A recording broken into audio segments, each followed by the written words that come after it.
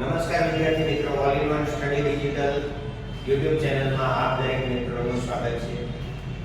જવાહર નવોદય પ્રવેશ પરીક્ષાની આપણે તૈયારી કરીએ છીએ ત્યારે ગણિત વિષયની અંદર 3 ચેપ્ટરના આપણે વિડિયો કમ્પ્લીટ કરેલા છે. ચોથા ચેપ્ટરની અંદર આપણે જોવું છે અવયવ અને ગુણક.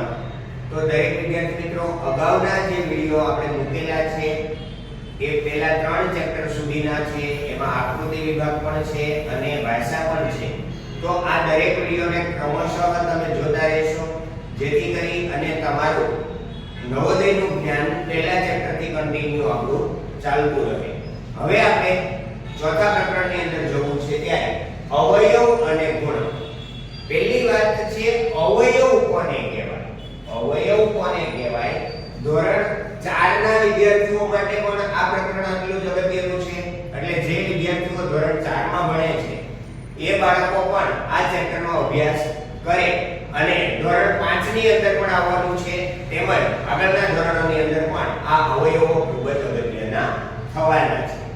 ત્યારે આપણે દરેક સંખ્યાઓને અવયવ બાબતથી જોવી છે. તો અવયવની વાત કરીએ કે જે સંખ્યા વડે આપેલી સંખ્યાને નિઃશેષ ભાગી શકાય તે દરેક સંખ્યાઓને આપેલી સંખ્યાના અવયવ કહે છે. આપણી પાસે કોઈ સંખ્યાઓ આપેલી છે, માની લો કે આપણી પાસે આપણે સ્ટાર્ટઅપ કરીએ તો 1 ની વાત કરીએ તો 1 એ દરેક સંખ્યાનો અવયવ છે. 1 દરેક સંખ્યાનો અવયવ છે. 1 દરેક સંખ્યાનો નાનામાં નાનો અવયવ અથવા તો વિભાજક છે. અવયવ એટલે વિભાજક. કોઈ પણ સંખ્યા છે એ પોતે પણ પોતાનો અવયવ છે. એટલે કે દરેક સંખ્યા પોતાનો અવયવ છે અને એ મોટામાં મોટો અવયવ થશે. દરેક સંખ્યા પોતાનો અવયવ છે અને એ કેવો? મોટામાં મોટો અવયવ.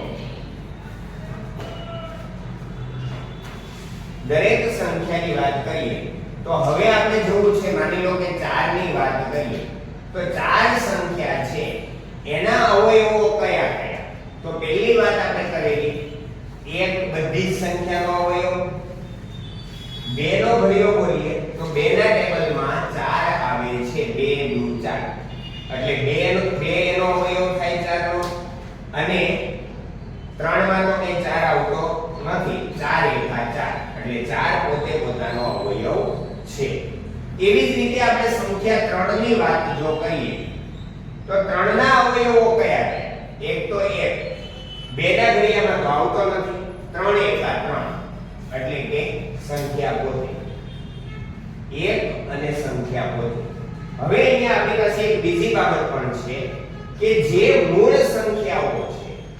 મૂળ સંખ્યાઓ છે તો મૂળ સંખ્યાઓને બેઝ અવયવ હોય. મૂળ સંખ્યાઓને બેઝ અવયવ હોય. કયા કયા? 1 અને સંખ્યા પોતે. 1 અને સંખ્યા પોતે. હવે તમને અહીંયા કોઈ સંખ્યા આપી દેવામાં આવે વિદ્યાર્થી મિત્રો કે એમ કીધું કે 253 સંખ્યા છે. 253 સંખ્યામાં તમે મોટામાં મોટો એનો અવયવ કયો? તો સંખ્યા પોતે જ પોતાનો મોટામાં મોટો અવયવ છે. તો 253 જવાબ આવે. અને એમ પૂછે કે 253 નો નાનામાં નાનો અવયવ કયો? તો 1. આ વસ્તુને ખાસ ધ્યાનમાં રાખવાની છે. આપણે કોઈ સંખ્યા લઈએ, આપણે હજુ વધીએ છીએ 3 4 તો 5 ની વાત કરીએ. 5 મૂળ સંખ્યા છે એટલે હમણાં જ આપણે મુદ્દો કર્યો કે મૂળ સંખ્યાને માત્ર 2 જ અવયવ હોય, 1 અને સંખ્યા પોતે.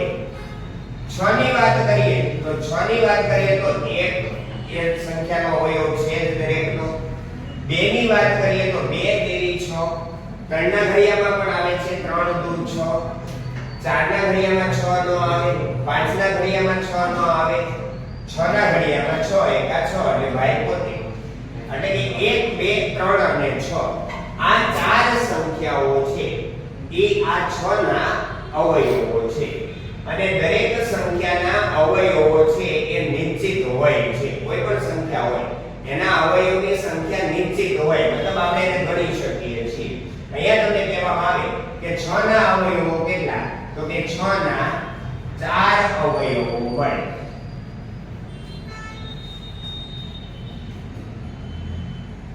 આપણે વાત કરી દઈએ 7 ની તો 7 મૂળ સંખ્યા છે એટલે 1 અને 7. 8 ની વાત કરીએ તો 8 ના અવયવો કયા? એક તો એક બધાનો અવયવ. 2 ની વાત કરીએ તો 2 ચોક 8 થાય એટલે 3 ના ઘડિયામાં 8 આવતો નથી. 2 ચોક 8 એટલે કે 4 એનો અવયવ થાય. 5 ના ઘડિયામાં ન આવે, 6 માં ન આવે, 7 માં ન આવે અને 8 પોતે જ પોતાનો અવયવ છે. એટલે કે 8 ના અવયવો આપણને મળ્યા 1 2 4 અને 8. એવી જ રીતે આપણે 9 ના જો અવયવો જોવા હોય તો 9 ના એક અવયવમાં 1 થાય, 2 ના ઘડિયામાં તો આવે નહીં.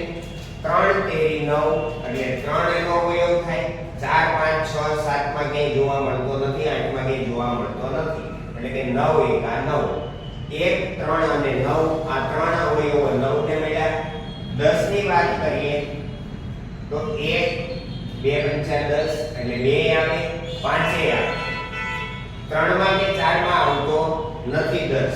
6 ની 7 ની 8 ની 9 ની વાત કરીએ તો પણ કે 10 આવતો નથી. એટલે કે 10 એકા 10. આ રીતે આપણને 10 સંખ્યા છે 1 2 5 અને 10 એના ચાર અવયવો આપણને મળે છે.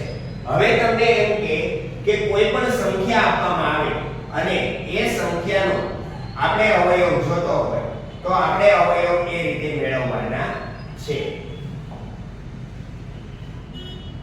તમને આપવામાં આવી કોઈ સંખ્યા 18 તો 18 ના અવયવો મેળવો તો 18 ના અવયવોની જો વાત કરવામાં આવે તો 1 2 ના ઘડિયામાં આવે એટલે 2 9 18 એટલે 2 અને 9. 3 ના ઘડિયામાં પણ આવે 3 6 18 એટલે 3 અને 6. 4 માં ન આવે, 5 માં ન આવે, 6 7 8 માં નથી આવતો, 9 માં આવે એટલે 9 અને 18 પોતે. આ એના અવયવો થયા. હવે બીજું એમ પૂછે કે અવિભાજ્ય અવયવ એટલે શું? અવિભાજ્ય અવયવ એટલે કે માત્ર મૂળ સંખ્યા જે એના અવયવમાં આવતી એ મૂળ સંખ્યા જેના અવયવો થાય એ મૂળ સંખ્યા એ એના અવિભાજ્ય અવયવ થાય. તમને એમ કહેવામાં આવે 18 ના અવિભાજ્ય અવયવ મેળવો.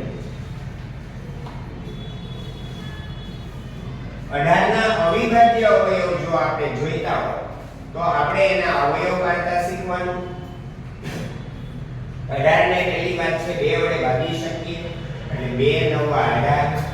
9 નો ભાગ 3 વડે ચાલે એટલે 3 તેરી 9 અને 1 તેરી 3.